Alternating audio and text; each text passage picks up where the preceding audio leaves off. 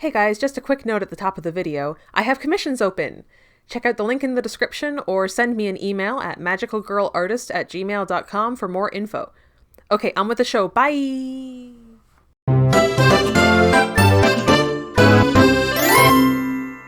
Anyone who's ever seen my storage spaces in real life knows that I hardly ever throw anything away. Or, well, that's not strictly true. I get rid of stuff all the time. If by all the time you mean twice a year, maybe, if I'm lucky.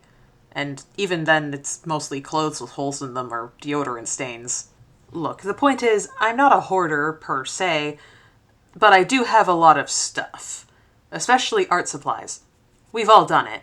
You know, gotten really into a new artistic medium, bought a bunch of supplies for it, and then lost interest or gotten distracted after a month.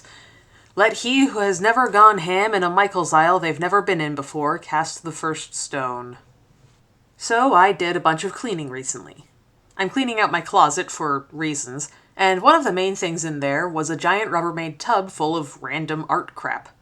Some of it I threw away, like dollar store fabric paint that had gotten separated. Some of it I donated to a local elementary school because I had more Crayola pencil crayons than a single person could ever possibly need. But most of it I kept, reorganized, and put away. Why? Well, let me properly introduce you to this channel's newest series, Art Experiment. This is a new running series where I actually use all the random art supplies I've accumulated over the years.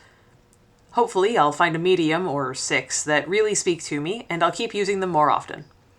Worst case scenario, I hate all of them and never use them again, but hey, at least at that point I'll know that for sure. For this first video, I'm going to be using my Tombow watercolor markers. This is kind of cheating since I have actually used these before, but I wanted to start off fairly simple and test them out in ways I haven't really used before. I drew up a few pieces, deciding to stick with the Sailor Moon motif for theming reasons. Let's get started. For the first piece, I wanted to try something with the classic transformation sequence. Sailor Moon's original transformation sequence is one of the most classic and iconic in all of Magical Girl media. The white silhouette and red ribbons are a striking visual against a multicolored background. I'm really pleased with how the pink glow effect around the silhouette came out. I also had a lot of fun trying to blend the various colors for the background, and I think the silver metallic Sharpie I used for the stars and lines stands out quite nicely.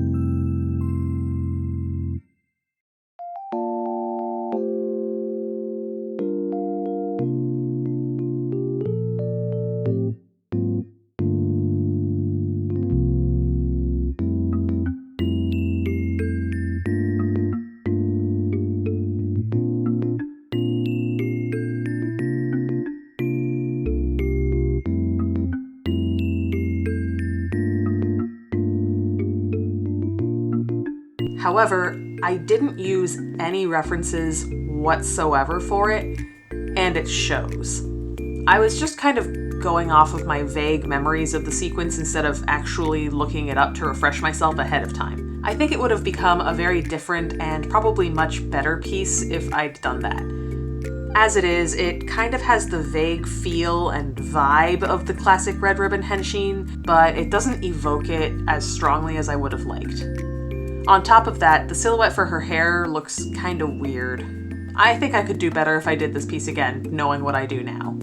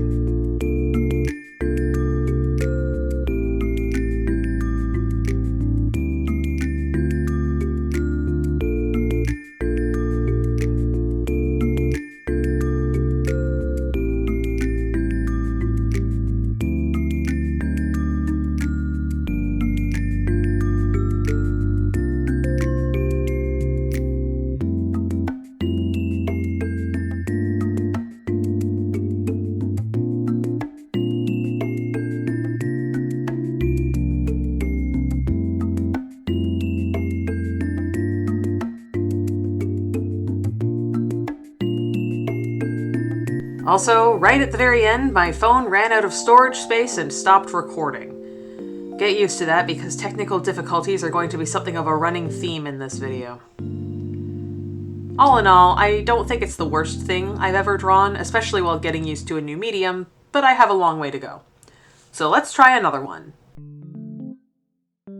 For the second piece, I wanted to do something with one of the Sailor Moon items.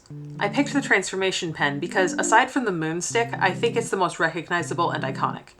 Plus I wanted to draw someone holding the item, and the pen is smaller than the stick, so the composition I had in mind worked better with the pen.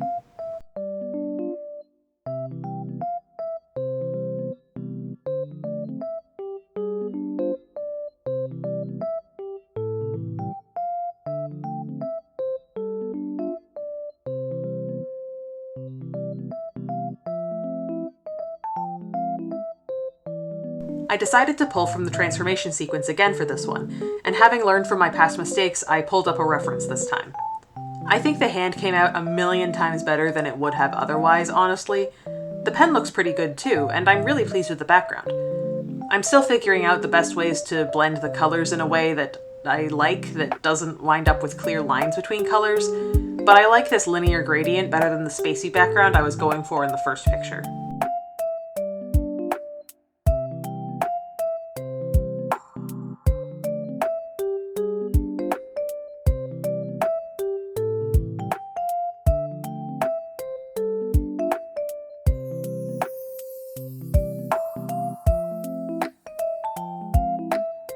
The main problem I have with this piece is a problem that I've always struggled with when it comes to markers.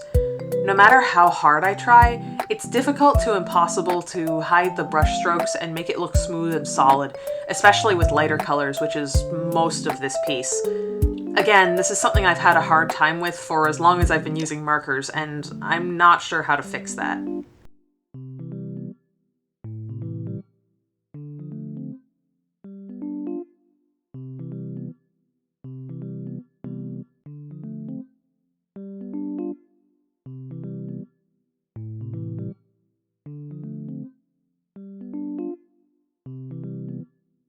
As you might have noticed, this piece's technical issue was my phone running out of space in the middle of the drawing and cutting the recording short. Thankfully I noticed in time, so there's not too big of a gap, but it's still frustrating.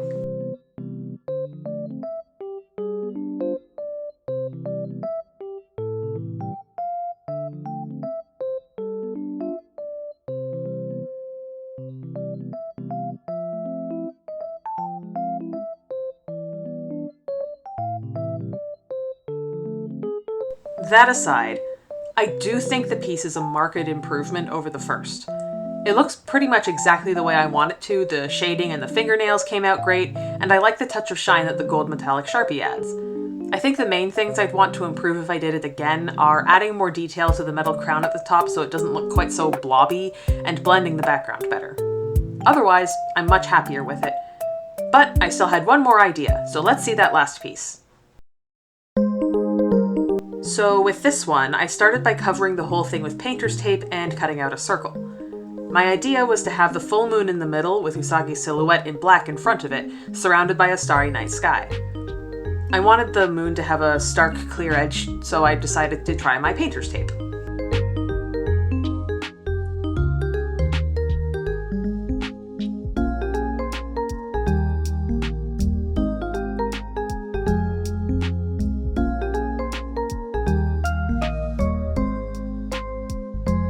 And here's where the tech curse strikes again. See, I got sick of my phone constantly running out of memory and quitting filming partway through, so I dug out my old digital camera that I got in high school.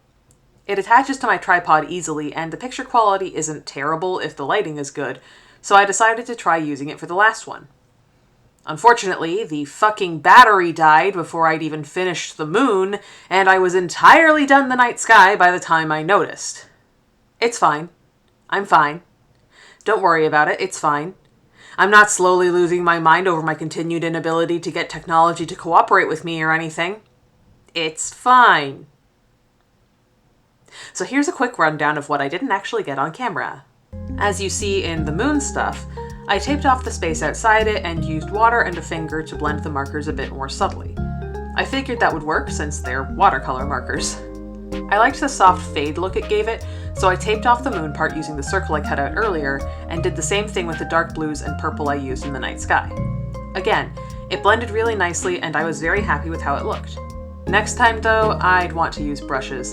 These things stain like a motherfucker. Alright, I got my phone set up again and the ink is dry. Let's peel off the protective tape and see... Oh no.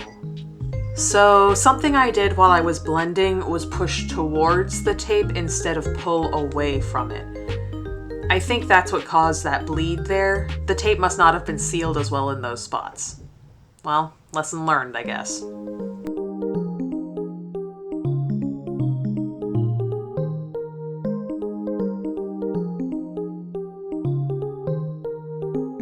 I used a few different colors of gel pens this time for the stars, metallic silver, gold, and blue. Then I drew Usagi's silhouette and colored it in black, trying to cover up as many of the bleed spots as I could get away with. I originally wanted it to be just her head and shoulders, but I made the head too small and wound up going all the way to her waist.